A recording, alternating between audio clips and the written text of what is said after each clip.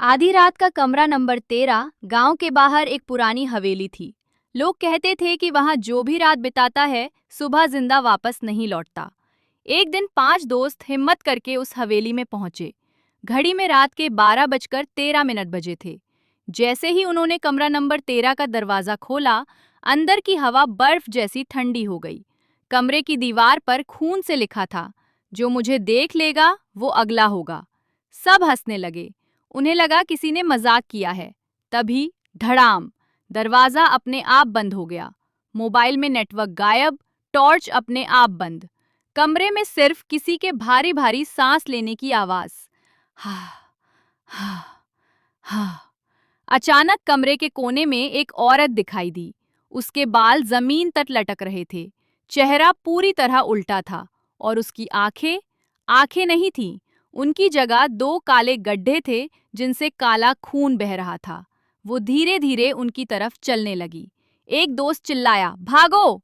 लेकिन किसी के पैर हिल ही नहीं रहे थे। फिर वो औरत बिना चले सीधे हवा में तैरती हुई उनके सामने आ गई।